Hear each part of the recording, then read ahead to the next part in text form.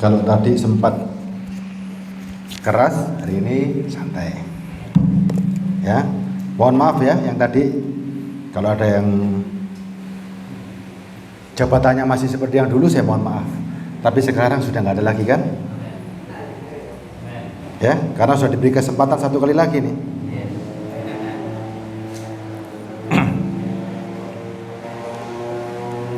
Yuk, sekarang kita sudah beralih. Bagaimana sekarang menjadi pengajar? Bagaimana sekarang kita menjadi pengajar? Apakah gampang? Cermin apa yang kita bisa pakai ya? Lukas 24 ayat 48 dan 49. Mulai 47 ya. Apa yang kita beritakan hari ini? Siapa yang kita bawa hari ini? Lukas 24 ayat 47. Dan lagi dalam namanya berita tentang pertobatan dan pengampunan dosa harus disampaikan kepada segala bangsa mulai dari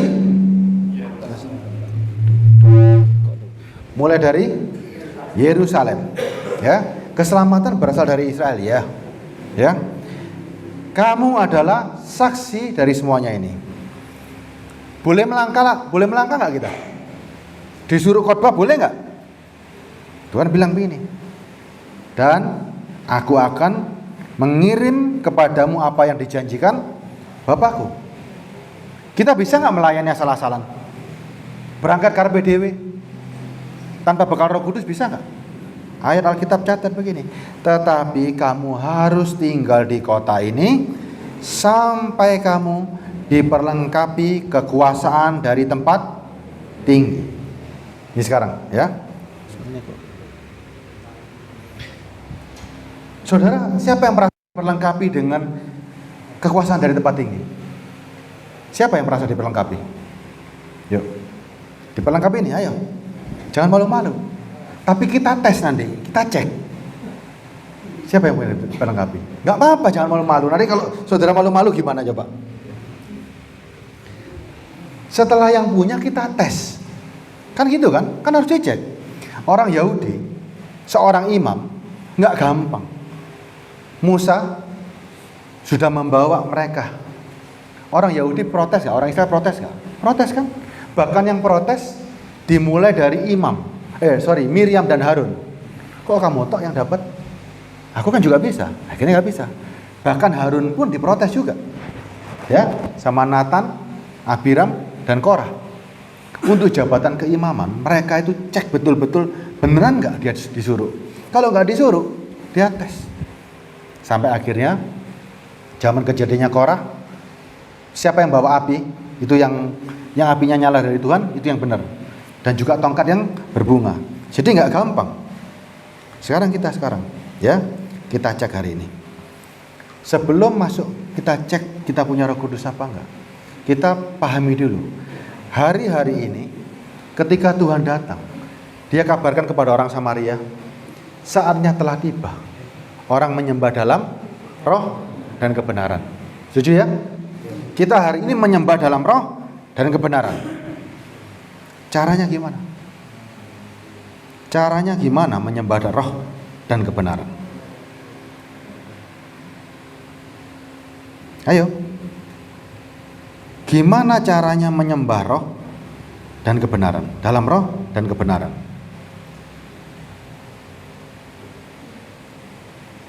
Gimana caranya? Pak Joni, gimana caranya nih? Kita sering dengar kan, ayo menyembah dalam roh dan kebenaran. Terus tiba-tiba menyembahnya gimana?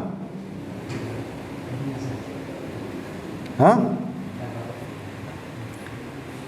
Coba. Seringkali orang mengajak, ayo menyembah dalam roh dan kebenaran. Terus caranya menyembah dalam roh dan kebenaran bagaimana? Yang selama ini aja. Yang ada gimana coba? Ayo, yang saudara praktekkan lah. Hah? Ayo kita cari sekarang. Gimana caranya menyembah dalam roh dan kebenaran?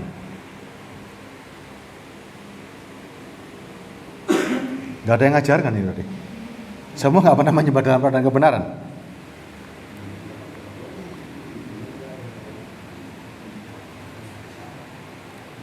salah nggak apa-apa, nggak ngerti juga nggak apa-apa, ya.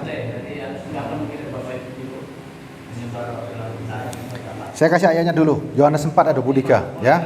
Nah, oke, saya kasih ayatnya dulu, baru kita ya. Yohanes 4:23. Tetapi saatnya akan datang dan sudah tiba sekarang bahwa penyembah-penyembah benar akan menyembah Bapa dalam roh dan kebenaran, sebab Bapa menghendaki penyembah-penyembah demikian. Allah itu roh, barang siapa menyembah Dia harus menyembah dalam roh dan kebenaran. Ayatnya jelas kan? Nah, gimana cara menyembahnya sekarang? Silakan. Pada umumnya masih banyak yang belum mengetahui tentang menyembah dalam roh dan kebenaran. Itu ternyata yang kita tahu hanya rohnya saja yang menyembah dengan pujian penyembahan sampai nangis-nangis bagaimanapun dengan berbagai hal ya. Tetapi tanpa ada kebenaran hidupnya. Jadi sehingga penyembahan roh itu tadi nggak berarti di hadapan Tuhan. Menyembah roh dengan nyanyi nangis-nangis, rohnya di mana posisinya? Menyembah dalam roh dan kebenaran, kalau menyembahnya nangis-nangis, nyanyi, Rohnya pada saat rohnya di mana rohnya? nyanyi aja. Coba. Bisa enggak jasmani kita dipakai menyembah roh? Menyembah di dalam roh gimana caranya? Kalau kita nyanyi, siapa yang diperkuat? Saudara bingung kan? Iya kan? Oh enggak, kalau caranya bahasa roh Pak, makin kuat. Makin kuat? Ya? Kalau saya pribadi punya pengalaman Pak. Gimana? Di dalam menyembah dalam roh. Gimana? Bagaimana saya bisa mengalami yang bisa disebutkan menyembah dalam roh itu sampai tidak bisa berbicara. Oke. Jujur saya alami, ketika saya tidak bisa berbicara, tidak bisa berbuat apa-apa, Tuhan berbicara. Terus? Itulah. Terus malah Tuhan berbicara, kita nggak bisa ngapa-ngapain. Nih saya kasih. Itu yang saya alami. Saya kasih. Dan itu memang tidak hanya butuh waktu sedikit. Dan itu yang saya alami tengah malam itu secara pribadi sampai 4 jam Pak. Oke. Terus siangnya gimana? Apakah dengan malam tak? Roh bisa dibatasi ruang dan waktu nggak? Dibatasi waktu malam? Waktu kita tidur? Waktu kita ini? Bisa nggak? Nih, menyembah di dalam roh, perhatikan baik-baik. Daging dan darah adalah firman. Saudara yang ngaku punya Roh Kudus, daging dan firman-Nya Tuhan, saudara baca, masuk di pikiran, masuk dalam hati. Ketika kita menyembah, di sosok dalam hati kita ada Roh Kudus. Bukti engkau menyembah roh, menyembah Roh Kudus adalah taat pada perintahnya. Kita yakin nggak dalam diri kita Roh Kudus bisa memerintah? Yakin kan? Dia punya segala perintahnya. Dia punya apapun yang Tuhan katakan kita harus lakukan. Orang yang dipenuhi Roh Kudus, dalam dirinya dia, di dalam rohnya, di dalam dirinya ada Roh Kudus yang lebih hebat dan bertahta, sehingga roh kita percaya dan mengikuti apa yang dia katakan. Oke, setuju ya? Kalau roh itu ada, itu adalah benih ilahi. Setuju ya? Itu benih ilahi yang ditanam. Keluarnya apa? Benih ilahi yang ditanam, keluarnya apa? Tumbuhnya rohani. Kalau benih ilahi yang ditanam, keluarnya jamur, mungkin? Nggak mungkin. Suatu benih ilahi, Galatia 5 ayat 19. Coba bayangkan ya, orang yang menyembah di dalam roh, ada 2 roh di dalam hati, setuju ya? Ada roh jahat dan ada Roh Kudus. Kalau dirimu ada Roh Kudus, keluarnya pasti perbuatan roh. Ya, baik belum tentu dari roh. Karena manusia biasa juga bisa. Orang tanpa Kristus bisa baik nggak? Orang tanpa Kristus bisa berbuat baik nggak? Nolong orang ini bisa. Sehingga nggak istimewa kan? Ya, tapi orang punya Roh Kudus pasti berbuat baik, benar itu pasti. Karena ada Roh Kudus. Kalau orang dunia, makanya keselamatan walaupun baiknya setengah mati, karena dia mengerti hanya perbuatan baik dan jahat. Tapi nggak ada di mana baiknya, di mana jahatnya, nggak ada koridornya, nggak ada penyeimbangnya. Perbuatan baik tidak akan pernah bisa menyelamatkan. Sekarang kita baca ya. Galatia 5 ayat 19. Saudara yang tertanam oleh Roh Kudus. Setuju ya? Kita semua punya Roh Kudus semua ya? Judulnya apa? Tulisannya perbuatan daging ialah, saya bacakan nih. Perbuatan daging telah nyata. Isinya apa? Oke. Perbuatan daging telah nyata, yaitu percabulan, kecemaran, hawa nafsu. Di sini dulu kita cari satu persatu. Perbuatan daging telah nyata. Adultery. Adultery itu percabulan, pikiran untuk berniat berzina. Berzina menurut saudara dengan apa ini? Dengan perempuan? Tidak. Berzina dengan dunia. Oke. Fornication adalah sudah berbuat cabul, kecemaran, sudah terjadi, ya. Dan uncleanness, ya, itu sebenarnya ada 4. Adultery, fornication, uncleanness, dan lascivious, artinya hawa nafsu. Dari 4 ini kita punya nggak? Kita punya nggak? Ingin berbuat cabul, sudah berbuat cabul, punya hawa nafsu kepada dunia ini, kita punya nggak? Terus kalau punya, tadi bilangnya punya Roh Kudus. Benih ilahi bisa menghasilkan ini nggak? Benih ilahi bisa nggak menghasilkan ini? Nggak bisa. Benih ilahi hasilnya pasti ilahi. Nanti, jangan dulu ya. Sekarang, dari 4 ini tadi, kita lihat ada 20-nya.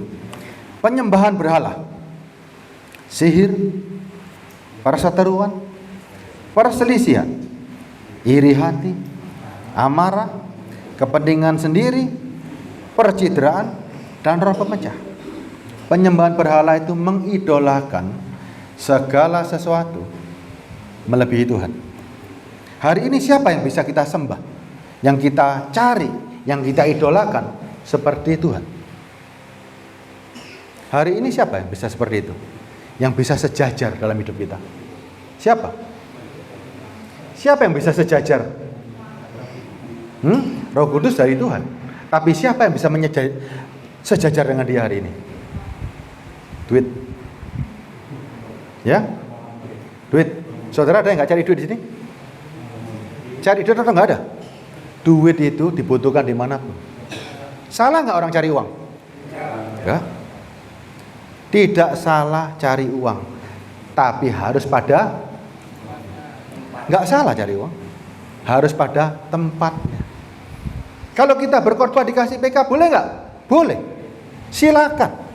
Anda dikasih jemaat mobil, boleh nggak? Boleh. Dikasih rumah, boleh nggak? Boleh. Semuanya boleh. Tapi lain jalur dewe, boleh nggak? Pakai firman untuk minta, boleh nggak? Tapi kalau diberi, silakan diterima. Ajar jemaat untuk mereka mengerti, tapi kita tidak boleh menggunakan firman untuk memaksa dia memberi sesuatu. Ya? Sekarang lanjut lagi. Yang ayat 20-nya ya. Penyembahan berhala. Wah, aku nggak, wis Pak, kalau gitu saya nggak mau menyembah berhala lagi. Uang itu menjadi berhala, saya nggak cari uang lagi. Puji Tuhan. Sihir. Sihir itu jangan dipikir cuma sihir-sihiran zamannya pakai black magic gitu, enggak. Sihir di gereja sama hari ini. Sama. Di gereja ini kita bisa jadi tukang sihir kalau kita menjanjikan segala sesuatunya instan. Kita pun sama seperti tukang sihir. Ya kan? Itu hanya bisa dilakukan oleh sihir. Semua tersihir orang-orang. Nggak boleh lagi. Perseteruan. Siapa yang suka menyaksikan, kadang-kadang kita sedang, ayo siapa yang kesaksian? Saksian. Terus yang disaksikan gini, saya diberkati. Kemarin dikasih orang begini, dikasih orang begini. Saudara dengar orang diberkati itu seneng atau mangkal sebetulnya? Ah, nggak mungkin. Tidak mungkin. Tidak mungkin. Manusia itu Kono udah diberkati ya, aku ya kepingin lah. Ketika orang diberkati sesuatu, saudara akan menimbulkan iri hati.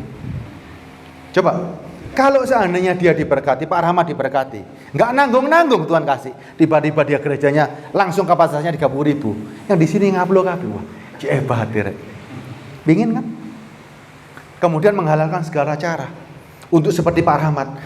Padahal sepertinya itu harusnya bagaimana gambar Pak Rahmat yang bisa kita tiru. Tapi kita enggak. Kita niru apa yang Pak Rahmat peroleh. Ya kan? Banyak enggak hari ini saudara? Kesaksian gereja besar, kesaksian diberkati membuat hati kita itu panas sebetulnya. Kok aku enggak? Ayo jujur. Ada pendeta yang jemaatnya 10.000, kok aku enggak? Aku kalah lek ngono saktine. Aku kalah hebat dengan mereka. Yuk.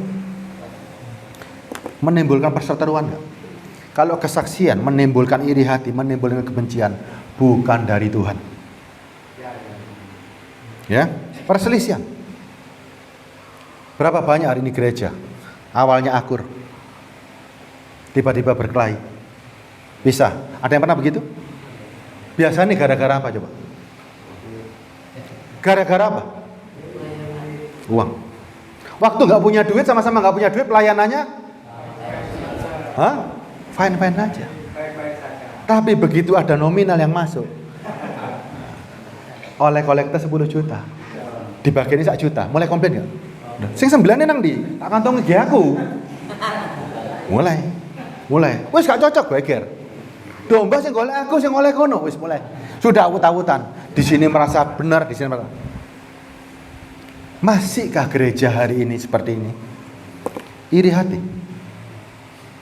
amarah, kepentingan diri sendiri, pencitraan, roh pemecah. Saya tadi pagi hampir saja nggak bisa khotbah, saudara. Jujur, saya di mobil tadi ngomong sama Pak Joni. Pak Joni, saya hampir saja ini. Gimana ini? Tadi pagi saya mengajarkan cermin ini. Saya nggak boleh marah, tapi ketika saya berkaca, saya ada marah ini ya apa Pak? Gimana yang saya khotbahkan bisa nggak? Padahal sebelumnya kita ngomong, bisa nggak habis berkelahi terus kita khotbah? Saya bilang, ketoknya nggak bisa, dan memang hampir tidak bisa. Saya mohon ampun sama Tuhan. Ya, sekarang penyembahan berhala, sihir, perseteruan, iri hati, amarah, kepentingan diri sendiri, pencitraan, roh pemecah, semuanya cermin saudara. Saudara yang ngakunya punya Roh Kudus, ada ini nggak? Punya ini nggak? Bisa iri, bisa berseteru, bisa gegeran. Terus saya tanya, mungkinkah Roh Kudus yang bertahta, Roh Kudus yang ngatur hidupmu, tiba-tiba penampilanmu seperti ini, seperti tukang sihir, suka berkelahi, suka ini, mungkin dah? Nggak mungkin, jelas nggak mungkin. Ada 21-nya, kedengkian, kemabukan, pesta pora, dan sebagainya. Terhadap semuanya itu, kuperingatkan kamu, seperti yang telah kubuat dahulu. Apa maksud seperti yang kubuat dahulu? Siapa yang nulis kitab Galatia? Siapa yang nulis kitab Galatia? Paulus. Paulus ngomong seperti yang telah kubuat dahulu. Zaman dulu sebelum Paulus jadi Kristen, apakah Paulus perampok? Siapa kedudukannya Paulus? Dia orang Farisi, di bawah didikan Gamaliel, orang yang merasa paling hebat. Ingatlah, dia bilang semuanya itu telah kuperbuat dahulu. Kalau Paulus hampir dia tidak bisa melepaskan ini, gimana kita hari ini? Bisa nggak seolah-olah melayani, tapi isinya waktu kita bercermin dengan firman, isinya itu kita semua? Bisa nggak? Isinya tadi semua yang dikatakan Galatia 5:19-21, kita muncul wajah kita di sana. Wajah kita muncul, mengaku punya Roh Kudus, tapi muncul. Waktu marah muncul, iya aku ono di gono. Waktu roh pemecah aku ono di gono. Waktu sihir aku ono di gono. Terus Bagaimana dia bisa berkhotbah? Bisa nggak? Bisa berkhotbah nggak? Bisa, buktinya banyak. Kok nggak mungkin nggak bisa? Lek khotbah tok bisa. Khotbah tok bisa. Ya kan? Saudara nggak perlu lihat saya dari dalam hati, nggak perlu. Banyak seperti itu. Banyak. Tapi ternyata barang siapa melakukan hal-hal yang demikian, ia tidak mendapat bagian dalam. Loh, kalau dia nggak dapat bagian dalam kerajaan Allah, terus yang mbok omong nopo? Kalau yang khotbah, yang ngajar nggak dapat bagian dari kerajaan Allah, terus kita meloi sopo? Maksud saya, kalau yang berdiri di mimbar ini dia nggak dapat kerajaan Allah, apa yang diajarkan kira-kira? Saya bisa nuding sama yang ngomong, loh, ngomong saya ngamuan, ngomong saya ngene, sing mbok ajarno apa? Apa yang kita ajarkan? Saudara jangan iri hati. Misalnya nih, jangan iri hati Pak Rama, jangan iri hati ya. Tapi saya lagi iri hati, lagi gegeran sama orang gara-gara iri-irian. Kan Bapak nggak tahu, tapi saya ngomong, was Pak, jangan iri hati Pak. Bisa nggak seperti itu? Banyak terjadi. Banyak terjadi. Misalnya sekarang, ada orang konseling, suami istri. Oh gampang, jangan berzina. Wes beres. Jangan berzina ya. Wes tobat Pak, jangan berzina. Tapi diri kita berzina. Bisa nggak? Sangat bisa. Sangat bisa. Karena apa? Kenapa bisa? Kenapa dia bisa berkhotbah? Kenapa bisa menyampaikan firman tanpa kekudusan dirinya sendiri? Kenapa? Karena dia tidak punya hati untuk mengembalikan kepada gambar Tuhan sendiri. Hatinya dipenuhi dengan kenapa? Karena menjadi profesinya. Yang penting kan oleh duit. Nggak peduli orang harus berubah apa nggak peduli. Nggak bisa begitu. Ingat, ia tidak akan mendapat bagian dalam kerajaan Allah. Kalau begitu, yang berdiri di mimbar harus suci? Harus. Kalau nggak suci jangan. Kalau nggak punya Roh Kudus boleh nggak berdiri? Kalau Anda sadar ada apa dalam dirimu, beresin dulu, baru Anda berdiri. Tanpa itu beres, kalau engkau nggak mendapat kerajaan Allah, apa sih mbok khotbahno? Isinya hanya abab, kosong, dan capek. Wes capek, sudah gini kena hukuman lagi. Kenapa? Karena bukan menyampaikan suara Tuhan. Jadi orang yang menyembah dalam kebenaran pasti ada Roh Kudus. Dan Roh Kudus itu ambil alih seluruh kehidupannya dia. Kenapa? Karena kita menyembah Roh Kudus. Kita taat kepada Roh Kudus. Sehingga muncul perbuatan-perbuatan yang sesuai dengan Roh. Di mana perbuatannya? 22. Tetapi buah Roh ialah kasih, sukacita, damai sejahtera, kesabaran, kemurahan, kebaikan, kesetiaan, kelemah lembutan, penguasaan diri. Tidak ada hukum yang menentang itu. Orang yang punya Roh Kudus, bukti yang paling pertama, dia punya cinta. Cinta itu bahaya banget. Ini saya kupas satu-satu. Cinta itu bahaya. Saudara bayangkan, ada ayat di Kidung Agung bagus banget. Kidung Agung 8 ayat 6. Cinta ini sesuatu yang berbahaya kalau tidak dikendalikan. Kidung Agung 8 ayat 6. Taruhlah aku seperti materai di hatimu, seperti materai pada lenganmu, karena cinta kuat seperti maut, kegairahannya gigih seperti dunia orang mati, nyalanya adalah nyala api seperti nyala api Tuhan. Versi King James terjemahnya bagus begini. Jadikan aku sebagai materai di hatimu, seperti materai di lenganmu, karena cinta kuat seperti maut, ya, dan cemburu itu kejam seperti kuburan. Dan baranya adalah bara api yang memiliki nyala api yang paling mendalam. Jadi ini ada orang kalau ada cinta pasti ada cemburu. Ya, orang kalau ada cinta pasti ada cemburu. Cemburu itu asalnya dari cinta. Kalau orang cinta bisa cemburu. Kalau orang nggak cinta, nggak mungkin dia bisa cemburu. Ya, cinta harus bisa dikendalikan. Ada ayat mengatakan begini: cinta menutupi banyak pelanggaran. Bagaimana bisa begitu? Ada nggak orang yang karena cinta membunuh orang? Ada nggak? Karena cinta mateni wong, ada nggak? Ada. Bojone dipek wong. Ada nggak yang karena cinta dia berbuat salah? Karena cinta nyolong. Ada. Karena cinta sama keluarganya dia curi supaya hidupi keluarganya. Cinta yang harus dikendalikan.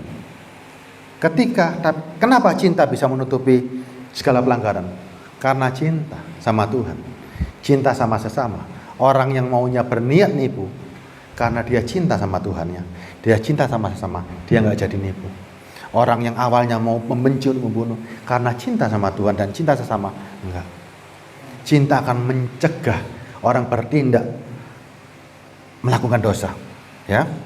Makanya cinta itu harus dicegah. Ayat 7-nya Kidung Agung, air yang banyak tak dapat memadamkan cinta.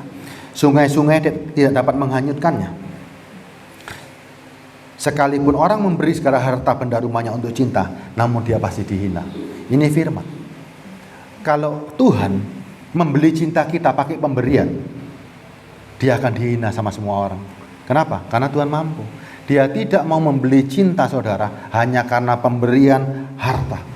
Yang dia mau, saudara lihat cintanya dia. Mau berbalas gak?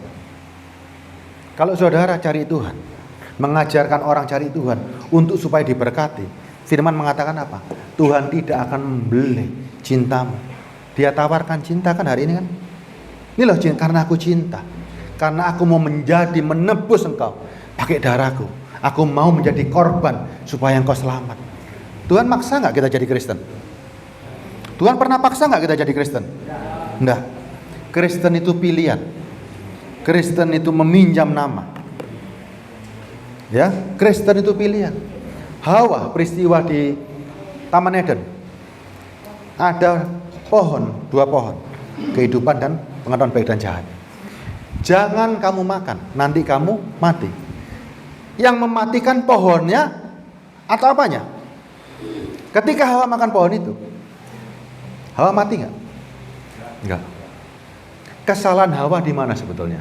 Apakah pohon itu pohon yang beracun? Dia berdampingan dengan pohon kehidupan. Pohon itu berdampingan. Di mana salahnya Hawa? Karena Allah punya perintah, jangan kamu makan.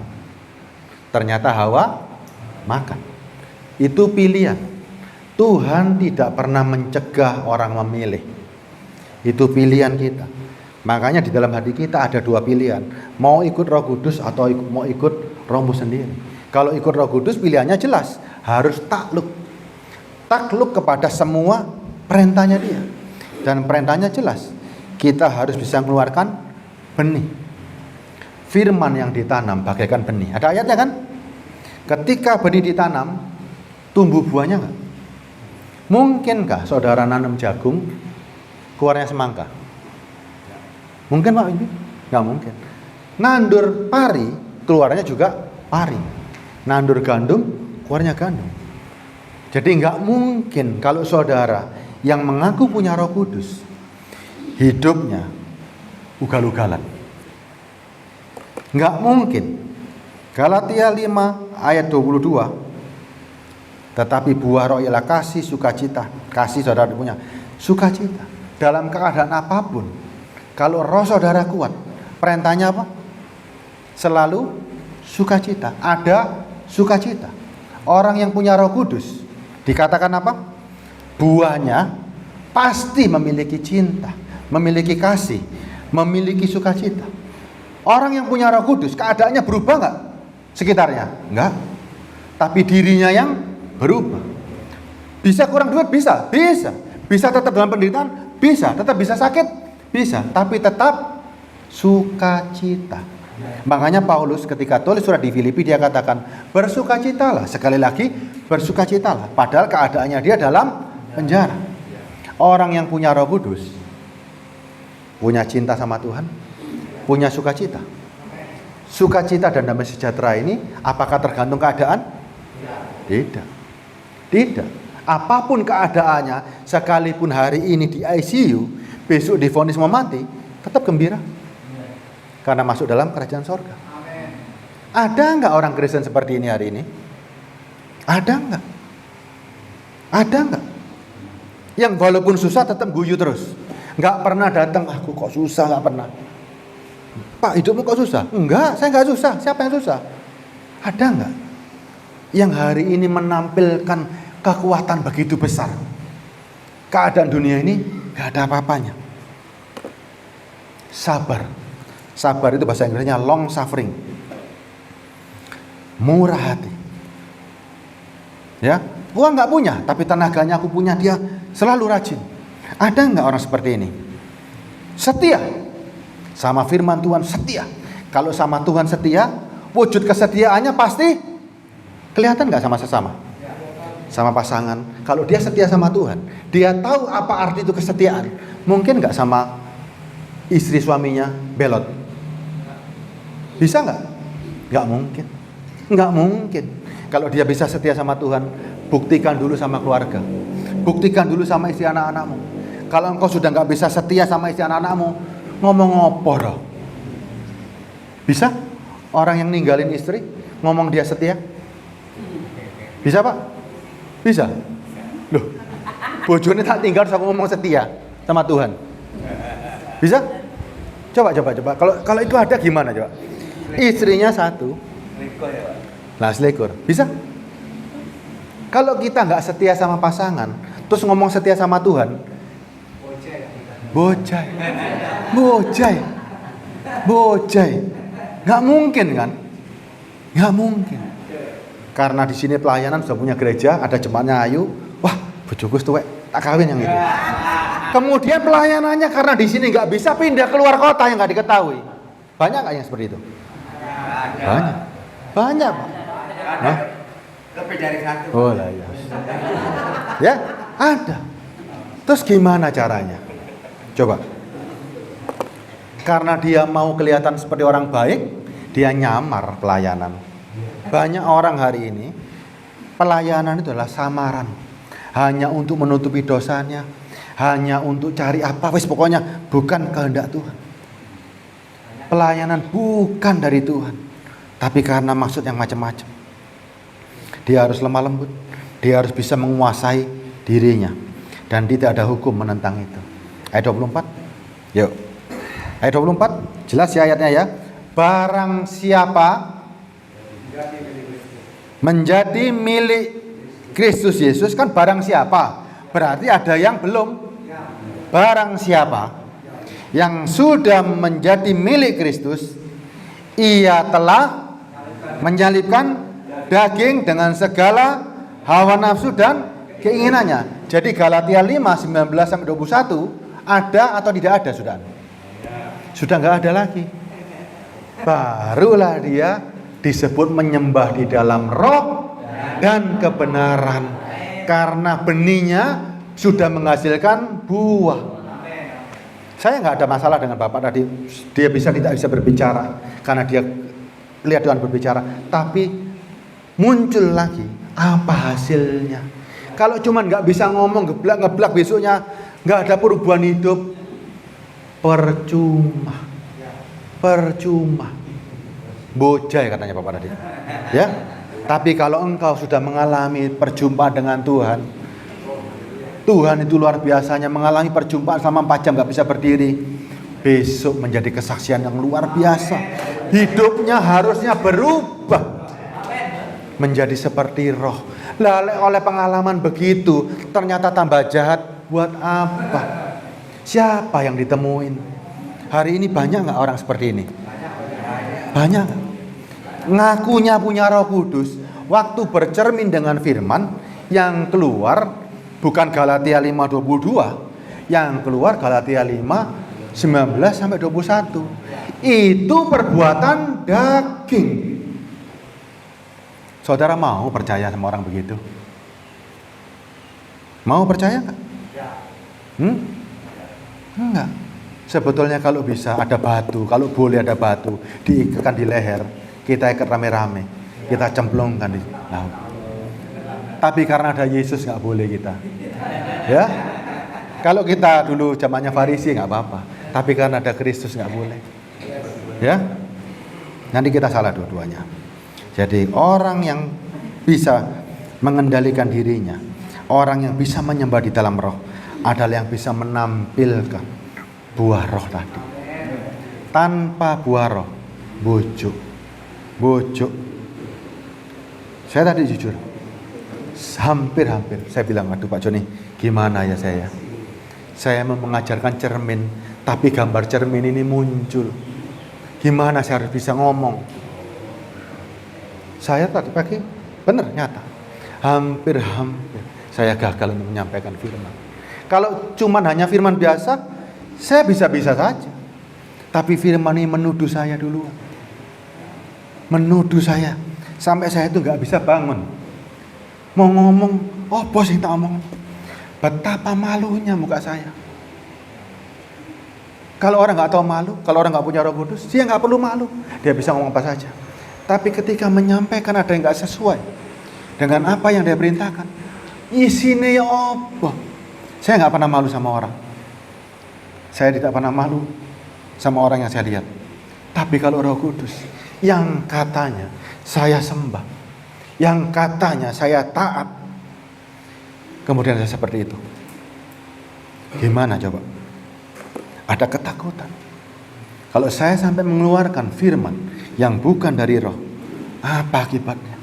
Karena saya tahu akibat dari orang yang mengucapkan firman ilahi yang tidak disuruh, ada akibatnya. Bayangkan kalau itu saya tadi pagi, saya perjalanan Pak Joni, yuk kita doa.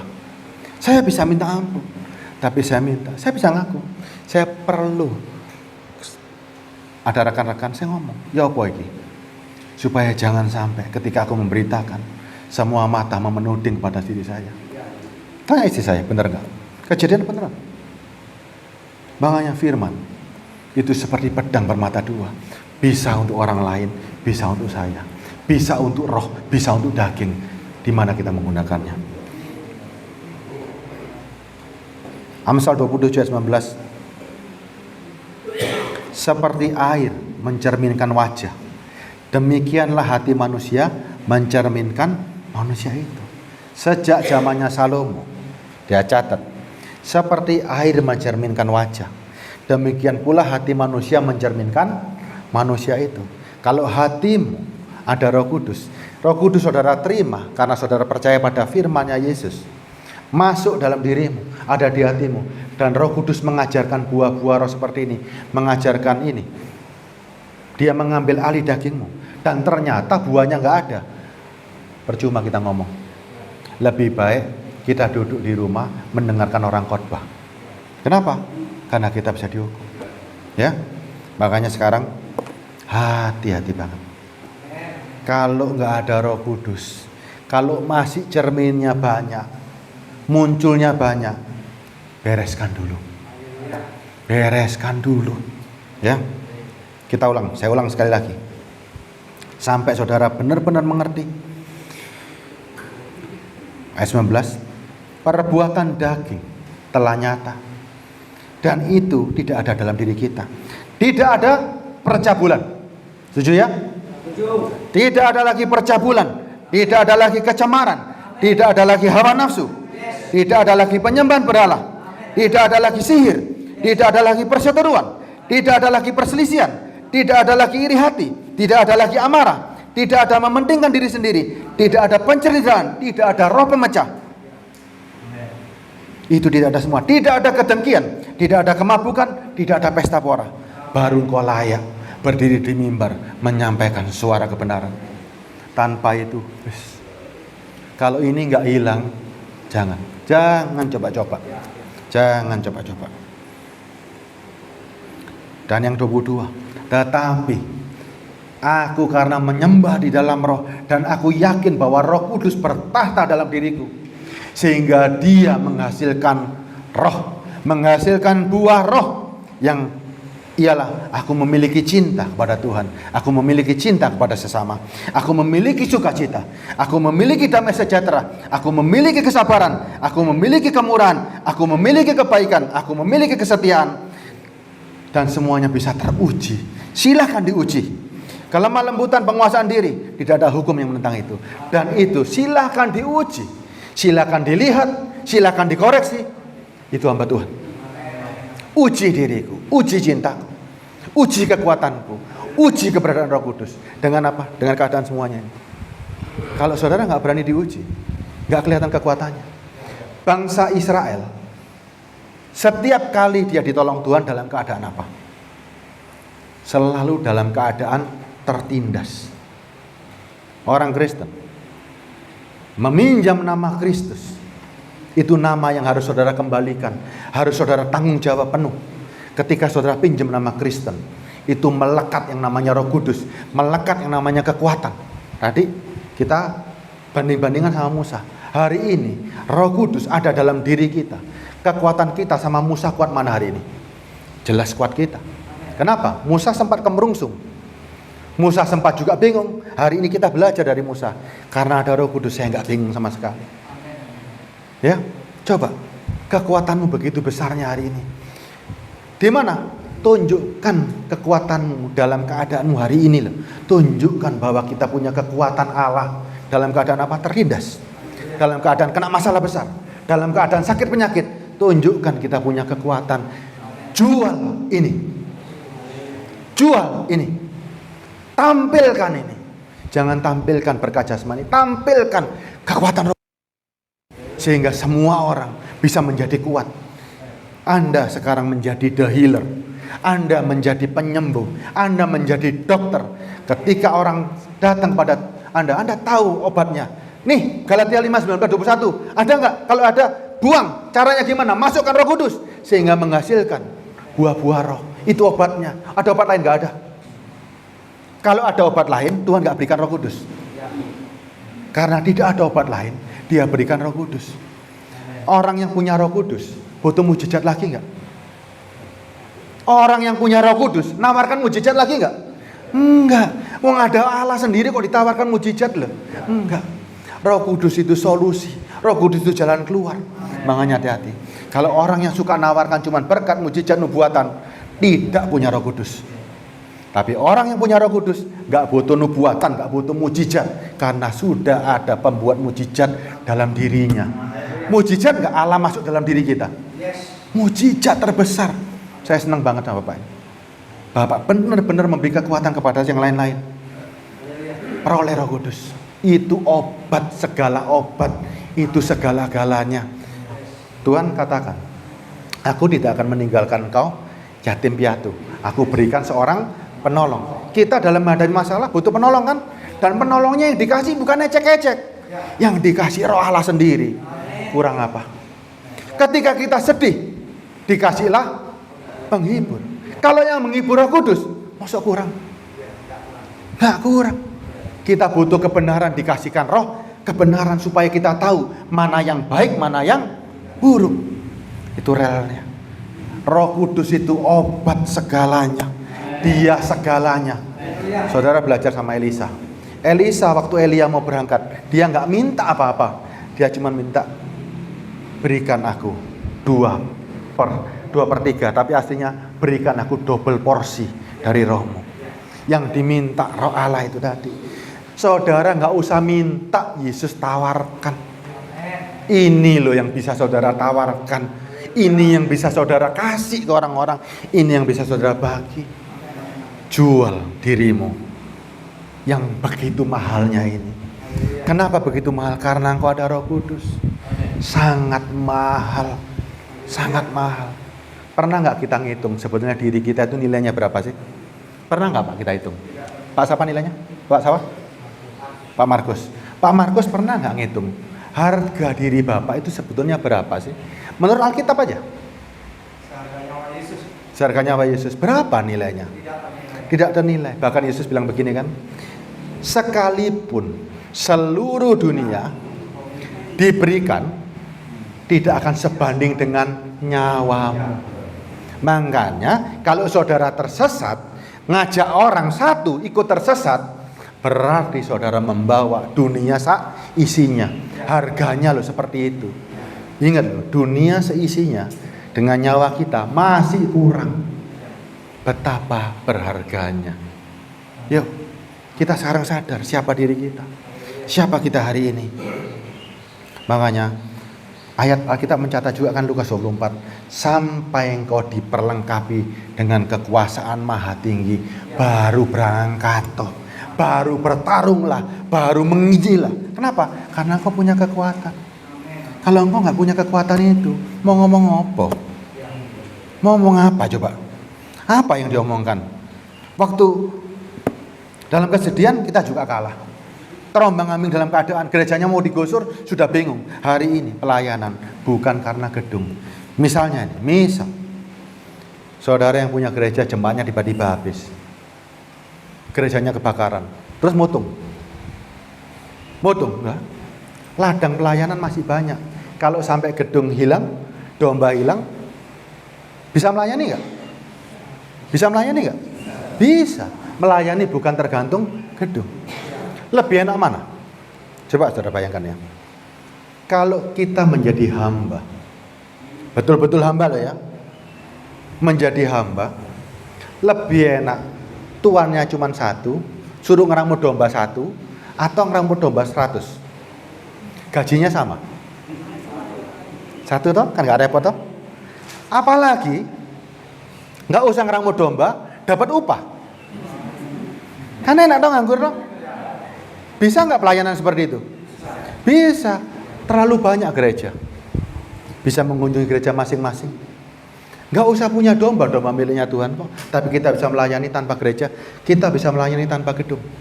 Karena semua domba makanannya cuma satu. Domba-domba di dalam gereja makanannya satu. Apa makanannya? Firman. Nggak ada makanan lain. Cuman firman. Ya, cuman firman. Gak usah bingung dengan gereja nggak ada asih, dengan begini, gak usah bingung. Upahnya sama. Mau ada domba nggak ada domba, upahnya sama kan? Apa upah kita? Kerajaan sorga. Adakah orang yang punya domba 1000 upahnya lebih enak? Gak ada. Tambah repot Pak, repot bisa. Repot sungguh. Sungguh. Kalau sebagai hamba, sebagai pelayan, ngurusi domba repot. Tapi kalau domba sebagai ingon-ingon, beda cerita. Lebih baik punya yang banyak. Ingat ya, kalau engkau merasa sebagai hamba, engkau lah yang melayani domba-domba itu. Tapi kalau engkau sebagai tuan, engkau yang memiliki domba-domba itu. Banyak nggak sadar. Kita merasa sebagai tuan, banyak nggak sadar. Kenapa kita sebagai tuan? Karena kita ini kadang-kadang bingung. Bingungnya begini loh. Bingung dengan makan, minum, pakai. Sehingga kepingin memiliki domba. Saudara bayangkan, hukum Taurat punya kuasa nggak? Yuk, saya ajak sedikit aja. Hukum Taurat punya kuasa nggak hari ini? Hah? Hukum Taurat punya kuasa? Yuk, saya ulangi. Hukum Taurat punya kuasa nggak? Punya kuasa? Saya kasih contoh.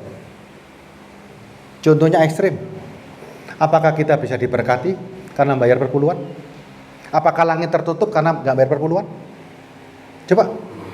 Kalau sampai hukum Taurat punya kuasa dan Roh Kudus kalah, saya sembah hukum Taurat. Kita sudah diberikan Roh Kudus. Itu men-take over perjanjian yang lama menjadi perjanjian yang baru. Berapa banyak orang yang dihakimi oleh hukum Taurat? Hukum Taurat kuasanya sudah hilang. Sengatnya sudah hilang. Yesus sudah mengorbankan diri untuk menggenapi. Orang kalau salah dengan hukum Taurat dihukum mati. Dan itu sudah dikalahkan sama Yesus. Mengapain memperhamba lagi? Hukum itu terlalu sempurna, terlalu kudus. Dan tidak ada satupun orang bisa menggenapinya kecuali Yesus Kristus. Tapi kita tetap harus punya patokan, harus bisa melakukan semua hukum yang tertulis. Berapa ada jumlah hukumnya? Berapa jumlah hukum Taurat? 666. 10 itu perjanjian. Tapi ada ketetapan, ada peraturan. Boleh dilet nggak? Boleh nggak aku melakukan ini, yang ini nggak tak lakukan? Nggak bisa. Sebuah hukum semuanya ambil satu, semuanya harus lakukan semua. Dan nggak ada manusia yang mungkin. Makanya dia ganti, dia genapi hukum ini supaya menjadi sempurna. Tidak perlu dilakukan karena kuasanya sudah hilang. Hari ini kita diberkati, kita bisa makan, bisa minum karena melakukan Taurat atau karena Roh Kudus? Kita terima Roh Kudus karena melakukan Taurat atau karena kita percaya sama Yesus? Kekuatannya lebih besar mana hari ini? Roh Kudus. Makanya hukum itu tidak punya kuasa. Tapi orang Kristen, patokannya, standar moralnya melebihi orang Yahudi. Kita hari ini nggak bisa membawa korban petang, korban pagi secara jasmani. Susah. Tapi secara roh bisa nggak? Bisa. Dulu Tuhan tinggal di bait suci. Hari ini di mana dia tinggal? Kita. Kalau dia tinggal dalam kita, apa persembahan kita yang bisa masuk dalam hati? Rasa syukur. Apalagi hidup yang berbuah. Bisa nggak kita bayar hati kita ini dengan uang, dengan mobil, dengan jabatan, dengan kesembuhan? Nggak bisa semuanya. Hanya dengan hidup yang berkenan, dengan tubuh yang tidak bercacat. Kalau dulu domba yang dikorbankan tidak boleh cacat, kita pun sekarang karena Tuhan diam di dalam diri kita, kita berikan yang terbaik, yaitu hidup kita. Saudara, hari ini paham? Kekuatan hukum Taurat harus ada bait suci, ada ritualnya, ada liturginya. Hari ini orang Israel bisa diampuni dosanya? Orang Israel bisa diampuni dosanya? Kalau dia menganut hukum Taurat, di mana darah penghapus dosa? Nggak bisa kan? Karena waktu lembu disembelih harus ada tempatnya, dan tempatnya sampai sekarang tidak ada. Sekarang saya tanya lagi, saudara yakin nggak bait Allah ketiga terjadi? Bait Allah ketiga terjadi nggak? Semua orang menunggu kan? Bisa terjadi nggak? Kalau bait Allah bisa terjadi, Yesus kalah. Paham ya? Bait Allah pertama ada perintahnya. Bait Allah kedua ada nubuatannya. Bait Allah ketiga ada nubuatannya nggak? Nggak ada nubuatannya. Yesus menyatakan dirinya bait Allah kok. Bahkan Yesus yang menyatakan bahwa bait Allah ini akan runtuh. Yesus bilang runtuh, pasti runtuh. Dan sudah ditunggu 2000 tahun, nggak bangun-bangun kan? Nggak bangun-bangun kan? Kalau bisa, sudah terbangun. Dan lihat rencana Allah. Hari ini, ketika Israel tidak bertobat, membawa keselamatan nggak? Ketika Israel nggak bertobat, keselamatannya kemana sekarang? Kepada bangsa-bangsa lain. Hari ini kita menjadi pengikut Kristus karena ketidaktaatan orang Israel. Saudara bisa membayangkan hari ini, kalau orang Israel bertobat, dia bawa apa kira-kira? Kalau Israel nggak taat, membawa pertobatan banyak orang. Jumlah orang Israel 18 juta. Dia nggak taat, nggak percaya Yesus. Tapi orang yang percaya Kristus 2 miliar orang. Dengan Israel yang tidak bertobat, membawa dampak begitu besar. Bayangkan ketika Israel bertobat, apa dampaknya? Coba, apa dampaknya? Kalau Israel sampai bertobat, apa dampaknya? Ini yang harus saudara mengerti. Ketika Israel bertobat, apa dampaknya?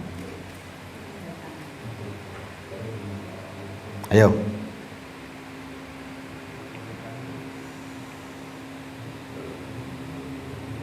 Ketika Israel bertobat, ayatnya di Ibrani ya bacanya. Ibrani berapa itu? Saya selingkan sedikit nih. Waktu Israel tidak bertobat, kita semua selamat. Kalau Israel bertobat, akan membawa seluruh dunia bertekuk lutut menyebut nama Yesus. Ya, setuju ya?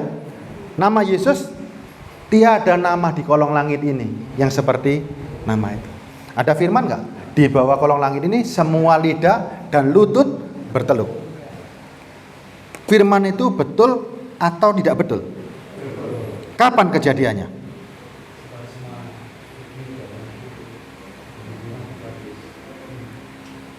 Saudara bayangkan, Israel lagi diserbu. Israel lagi diserang habis-habisan. Lagi dalam keadaan merana. Saudara sekarang banggakan Israel punya Iron Dome. Hebat ya orang Israel ya. Hebat nggak begitu? Tapi catatan firman apa? Yeremia 17. Terkutuklah orang yang mengandalkan kekuatannya. Israel hari ini mengandalkan kekuatan Tuhan atau kekuatan sendiri? Kekuatan sendiri.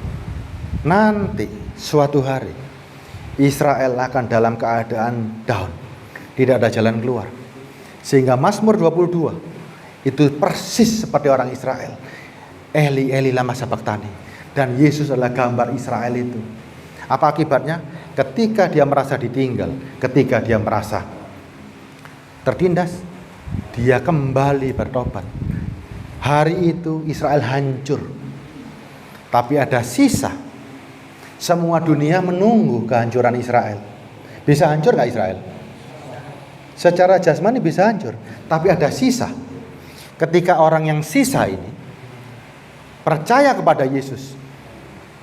Matius berapa? Yang Yerusalem. Ini saya bacakan ayatnya.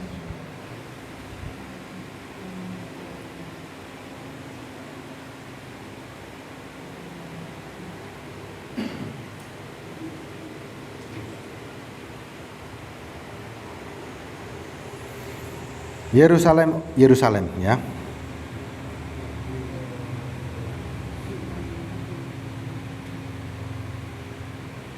Ayat berapa itu bentar ya.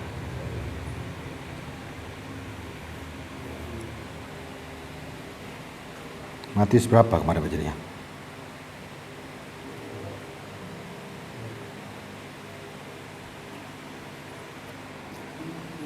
Yang Yesus bersedih melihat Yerusalem. Matius 23 ayat 27.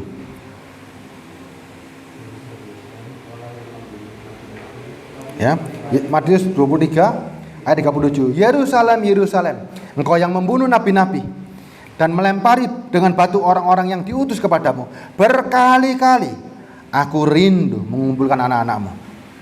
Sama seperti induk ayam mengumpulkan anaknya di bawah sayapnya, tetapi kamu tidak mau. Lihatlah, rumahmu akan ditinggalkan dan akan menjadi sunyi. Ayat 39. Dan aku berkata kepadamu, mulai sekarang kamu tidak akan melihat aku lagi. Kemudian kapan melihatnya? Hingga kamu berkata, diberkatilah dia yang datang dalam nama Tuhan. Kita menunggu pertobatan orang Israel. Ketika dia menyebut, memang Yesuslah yang datang dalam nama Tuhan. Hari itu, orang yang menunggu kehancuran Israel, Yesus datang dengan bala tentaranya dari sorga. Kira-kira sedunia lagi lihat bertobat semua enggak dengan nama Yesus? Bertekuk lutut enggak? Biarpun kaum seberang pun, kalangan Ismail itu pun atas kehendak Tuhan. Mereka ada sekarang untuk menjaga supaya bait suci tidak bisa asal-asalan. Kalau enggak ada mereka, sudah dibangun zaman dulu-dulu. Kita patut berterima kasih hari ini. Dan mereka pun akan diselamatkan ketika semua mata memandang. Hebatnya nama Yesus begini, saudara. Yesus ini, mau saudara percaya atau tidak, banyak orang kenal nama ini. Apalagi ketika dia datang, semua orang akan bertekuk lutut di seluruh dunia. Nantikan saat itu. Kalau kita mungkin punya kesempatan, kita melihat. Kalau kita nggak melihat, anak kita melihat. Itulah kehebatan Tuhan. Secara pilihan Injil itu seteruh, tapi secara pilihan Israel lah kekasih Tuhan. Ya, kita sekarang cara pandangnya Israel berbeda. Kau nggak tobat, tapi membawa pertobatan sedemikian hebatnya. Apalagi kau nanti bertobat.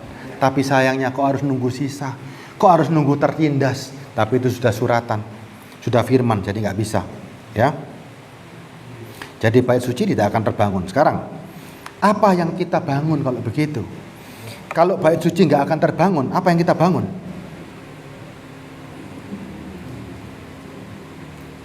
Para pengajar-pengajar, apa yang kita bangun hari ini? Yesus menyatakan dirinya sebagai bait suci. Berarti yang kita bangun diri kita. Bangunan Roh Kudus itu kita bangun sampai benar-benar terwujud. Dan nggak boleh lagi kita asal-asalan. Ya, betul-betul yang namanya perjamuan suci kita lakukan. Sekarang kita lihat hari ini. Kalau kita sudah menyembah di dalam roh dan kebenaran, bagaimana kita perjamuan sucinya? Apa arti perjamuan suci hari ini? Perjamuan suci bukan cuma mecah roti, itu lambangnya. Perjamuan suci artinya tubuh Kristus yang dibagikan, darah Kristus yang dibagikan. Artinya saudara yang punya kesempatan hari ini membagikan tubuh dan darah Kristus melalui apa? Firman. Setiap hari perjamuan suci saudara lakukan. Membagi firman di meja makan, membagi firman di mobil, membagi firman di jalan supaya orang menjadi terbangun, menjadi kuat. Itulah yang namanya perjamuan suci. Perjamuan suci makanya sudah nggak pakai mulut, makanya sudah pakai mata dan telinga. Sehingga kita tahu hari ini siapa kita. Yang kuat hari ini adalah manusia roh. Tanpa manusia roh yang kuat, katanya Pak Markus, bujai. Ya, tidak ada kekuatan yang lebih besar dari kekuatan Roh Kudus. Tidak ada kekuatan yang lebih besar, ya. Makanya Alkitab begitu banyak catatan tentang para pengajar palsu. Kita hari ini dikasih kesempatan, sudah bukan pengajar palsu. Kita pengajar betul-betul kebenaran. Karena kita tulus, ikhlas. Tidak ada keraguan dalam diri kita. Kita mengajarkan apa yang sehat nih. 1 Timotius 6 ayat 3. Kita sudah bukan seperti orang-orang ini. 1 Timotius 6 ayat 3. Jika seorang mengajarkan ajaran lain, itu bukan kita hari ini. Kita sudah mendengar firman-Nya dan tidak menurut perkataan sehat, yakni perkataan Tuhan kita Yesus Kristus, dan tidak menurut ajaran yang sesuai dengan ibadah kita. Ia adalah seorang yang berlagak tahu, padahal apa katanya? Tidak tahu apa-apa. Penyakitnya mencari soal dan bersilat kata yang menyebabkan dengki. Galatia 5:19 tadi. Citra, fitnah, dan curiga. Percekcokan antara orang-orang yang tidak lagi berpikiran sehat dan yang kehilangan kebenaran, yang mengira ibadah itu adalah sumber keuntungan. Kita bukan seperti itu lagi hari ini. Kita berubah total. Kita semuanya berubah total.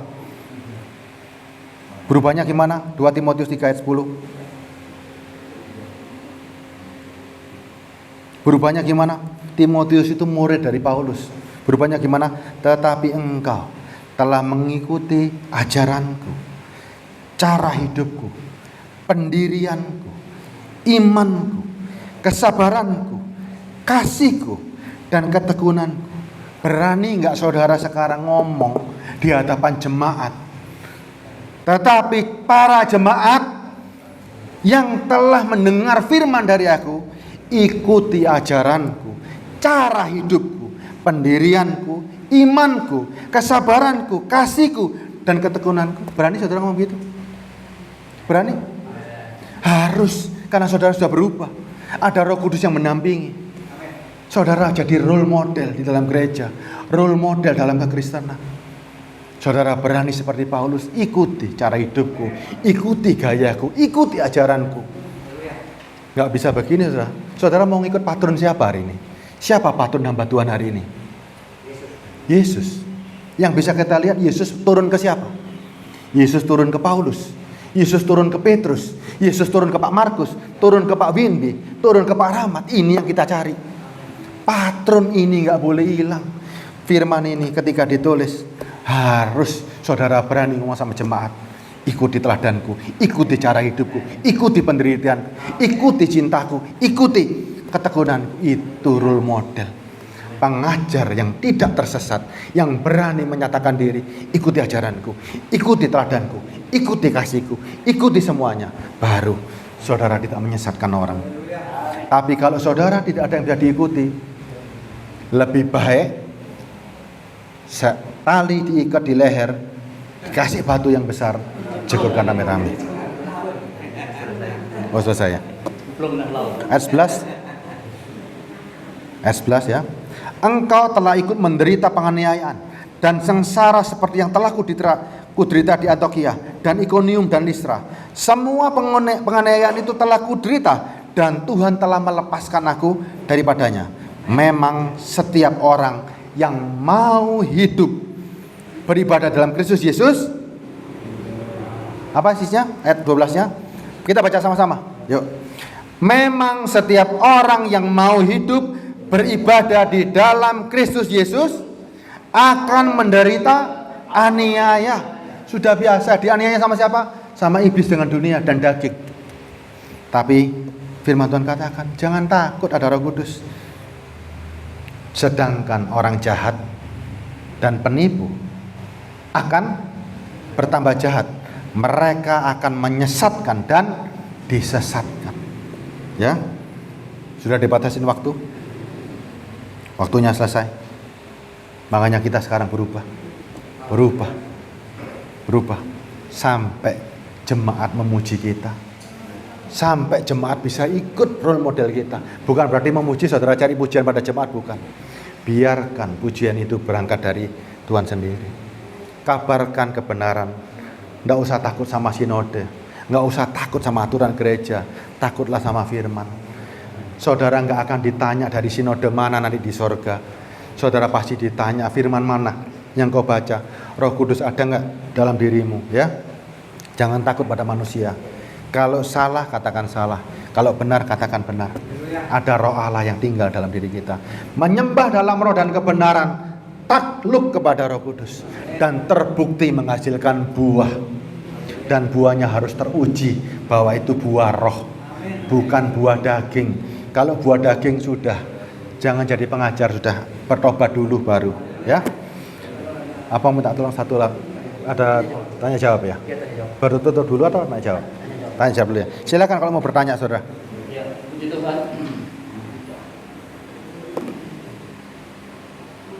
Kita semua sudah dengar firman Tuhan dan mungkin ada yang mau ditanyakan. Ada. Ada ya? Oh ya, langsung Pak. Silakan. Sepertinya udah paham semua, Pak. Hah? Bagus. Kita hari ini diberkati, saya diberkati. Sama-sama, puji Tuhan. Jadi kita diberkati dan sebenarnya penerapan yang disampaikan itu memang harus seperti itu. Firman Tuhan, ya dan amin. Ya. Tapi ada dua pertanyaan. Pertama, saya sebenarnya kurang mendapatkan apa yang Pak sampaikan secara sistematis tentang penyesat dan disesatkan tadi. Tapi saya akan terhibur, dikuatkan karena Pak bilang kita bicara bebas. Jadi sistematikanya saya tidak dapatkan. Maaf. Ya. Jadi sistematikanya apa itu penyesat? Penyesat berarti kan pengajar. Ya. Yang disesatkan itu orang yang diajar. Ya. Maunya saya seperti itu ya. Itu kesimpulan. Nah, bicara sebenarnya yang saya harapkan tadi, itu bicara doktrin. Doktrin Alkitab, bukan doktrin gereja. Jadi apa doktrin misalnya tentang Allah, tentang ini dan seterusnya. Dan apa yang disebut dengan major isu, dengan minor isu, itu yang saya harapkan. Apa yang disebut major isu dan minor isu, itu dalam istilah teologi. Terima kasih Pak. Jadi saya cuma sedikit memberikan masukan. Kalaupun ini mungkin tidak setuju teman-teman secara teologis. Sebetulnya Yang sudah kedua, saya. Oke. Tentang yang Pak uraikan terakhir tentang bagaimana cara menyembah dalam roh dan kebenaran. Di sini cara. Saya harapkan tadi itu bicara soal liturgia. Bukan bicara soal penerapan oke kepada firman Tuhan ayat firman Tuhan oke kita terapkan. Tapi cara menyembah dalam roh dan kebenaran. Dan saya harapkan tadi sebenarnya liturgia. Cara liturgi atau dalam penata layanan dalam bentuk apa? Misalnya tatanan pelayanan atau tatanan dalam menyembah. Sebab maaf ya, saya juga sudah jadi orang karismatik. Saya sedikit susah memang mendengar bahasa penyembahan. Bagi saya bahasa penyembahan. Baru kita ngomong aja sudah saudara. Apakah seperti itu? Nah, yang saya harapkan tiba-tiba sudah inilah bahasa roh, ini dalam roh, inilah roh dan kebenaran. Sampai nangis berjam-jam misalnya ada kata-kata yang tertentu. Ya. Dan saya tidak dapatkan itu. Oke. Sebetulnya ya terus. Kalau waktu katakan saya sudah bertobat, saya masalah lagi firman Tuhan. Saya pikir saya cukup lama. Jadi kurang saya di STT, jadi kurang kira 16 tahun. Setuju. Jadi maksud saya gali terus ini Pak. Nah, udah cukup Pak. Terima kasih banyak. Jadi saya harapkan jawaban seperti itu. Cara yang saya gali. Sekarang saya jawab satu-satu ya. Saya mengatakan kita tersesatnya di mana? Bukan tentang doktrin, tapi tentang pengajaran. Dibawa kemana kita ini? Mau bawa ke surga atau bawa ke dunia? Apa yang saudara ajarkan ini nyampenya kemana? Kalau cuma nyampe ke daging, Anda tersesat. Tapi kalau sudah ke surga, Anda bisa masuk. Dan ingat, Kristen zaman perjanjian lama sudah ditawarkan berkat itu, dan itu tidak menyelamatkan. Yang menyelamatkan sekarang yang abadi. Kristen bukan liturgi. Ingat, Yesus tidak membawa liturgi. Hari ini siapa yang bilang liturgi ini dari Kristen? Ini buatan manusia. Makanya seorang Kristen, dia tidak terikat dengan liturgi. Anda orang Bali, sembahlah dengan cara Bali. Anda orang Jawa, sembahlah dengan cara Jawa. Anda orang Chinese, sembahlah dengan cara Chinese. Tidak ada masalah. Siapa yang kau imani sebagai Tuhan? Kalau engkau terjebak dengan liturgi, coba liturgi kita dari mana asalnya? Ada catatannya Alkitab dah. Nyanyi 1 jam begini, tidak ada. Makanya banyak orang sekolah STT bukan tambah pinter, tapi tambah gelar. Bukan berubah hidupnya, tapi tambah sombong. Bahaya. Ini yang bahaya.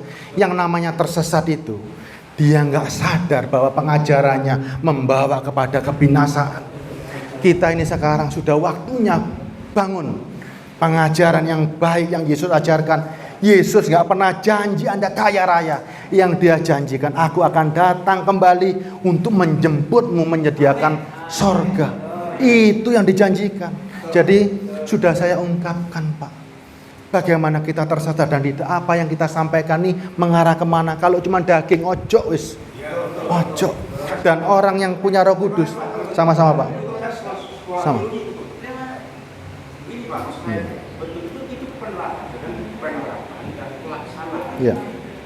Jadi tantangan dalam hal menyembah, yang saya tanya cara. Ketika dikatakan cara itu, cara menyembah di dalam Roh, Pak. Bukan masalah kebebasan menyembah, tapi tadi kan bagaimana? Ya. Tidak menjawab, kan tidak Ya, menjawab. sudah saya jawab. Roh itu bisa nggak dibatas jasmani ini? Bisa nggak bantu roh? Nggak bisa. Harus kita yang di take over. Kita ini di take over sama roh kita. Cara penyembahan sudah di dalam roh, di dalam kebenaran kita, di dalam diri kita. Kalau Bapak cuma menyembah pakai jasmani, seberapa kuat? Tapi kalau rohmu hari ini, siang dan malam Anda sanggup merenungkan firman. Tapi kalau dibatasin lagi dengan cara jasmani, seberapa kuat? Padahal Pak, alam roh, dunia roh kita jauh lebih kuat.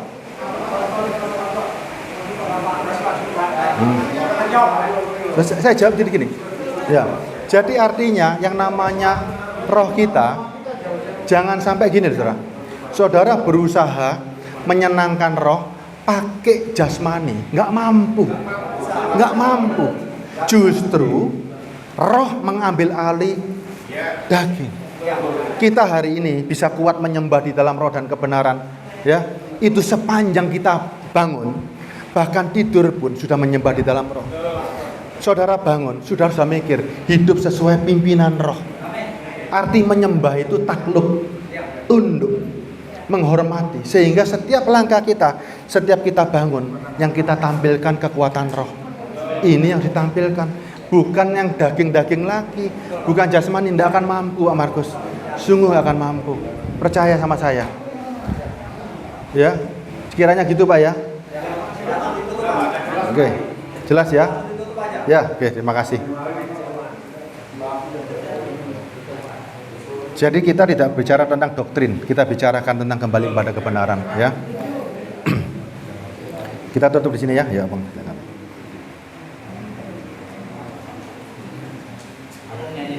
Apanya satu lagu kita tutup untuk sebagai penutup ya.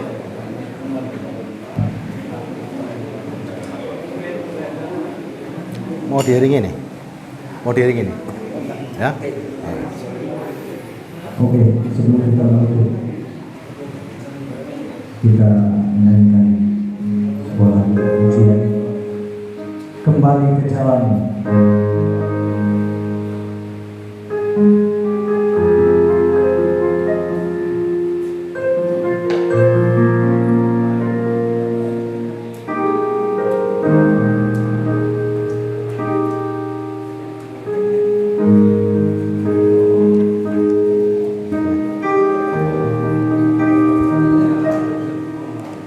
Bapa di surga, tuntun aku untuk mengenalmu. Bapa di surga, tuntun aku untuk mendekat padamu.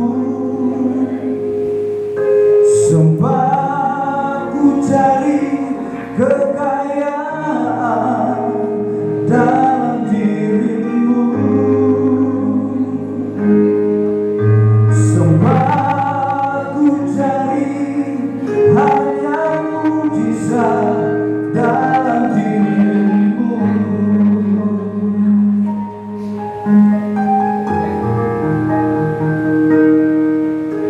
Tanpa ku sadari betapa jauh diriku darimu.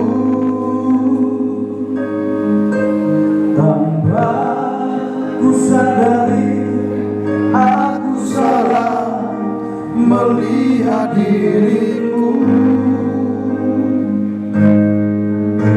Bawa aku kembali ke jalan-jalanmu. Bawa aku kembali ke pelukanmu.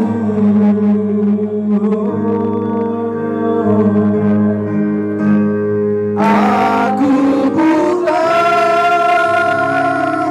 ya Tuhan, tak kulihat cintamu.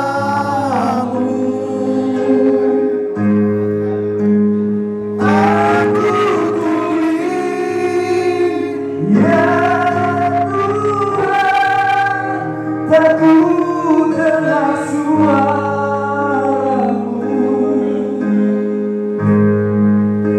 Buka mata batinku agar kulihat keagunganmu.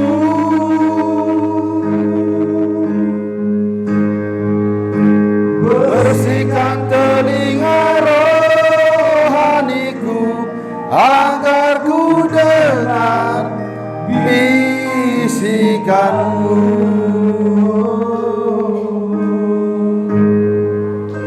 Dan bawaku ke dalam kedamaianmu.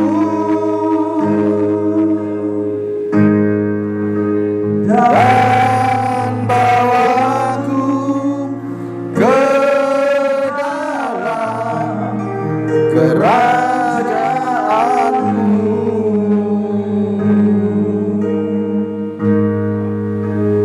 Aku buta, ya Tuhan, tak kulihat cintamu.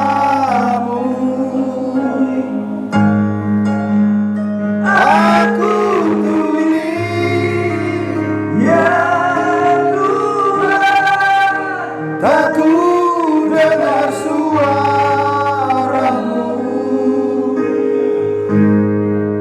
Buka mata batinku agar kulihat keagunganmu.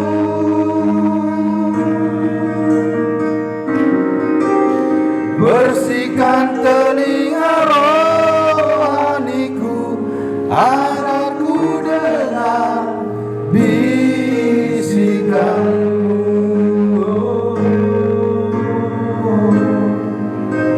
Dan bawaku ke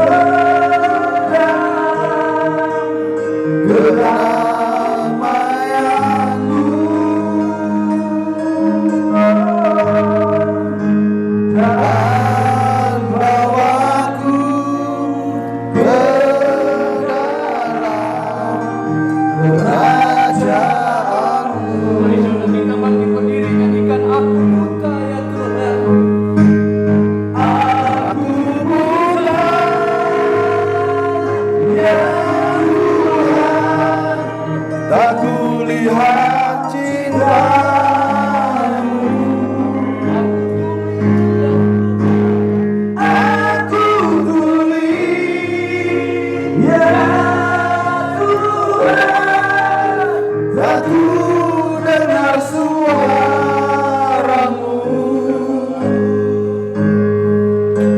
buka mata batinku agar ku lihat keagunganmu.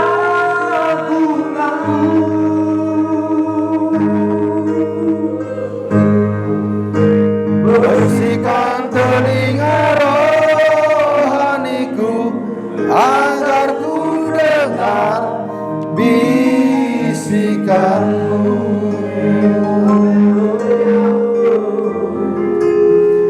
Dan bawaku ke dalam kedamaianmu.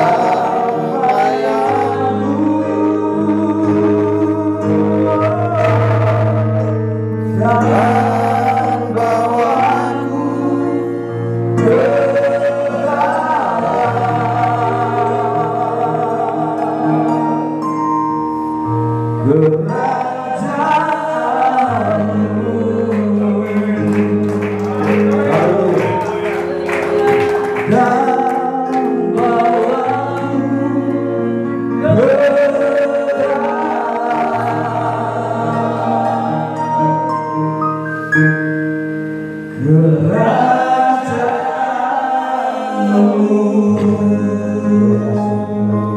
Bapa di surga, berikan mata rohani dan telinga rohani yang kuat.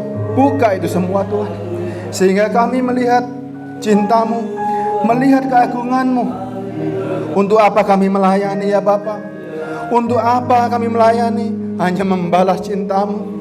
Tidak ada lain. Kami melayani umat-umat-Mu. Kami melayani domba-domba-Mu bukan karena kami ingin diupah, tapi kami sudah memperoleh upah itu. Engkau terlalu baik bagi kami. Uji hatiku, selidiki hatiku, uji cintaku kepadamu ya Bapa. Semuanya terbuka. Untuk apa aku berbuat seperti ini? Apakah untuk keuntungan pribadiku, ataukah aku ingin membalas cintamu pada kami Bapa?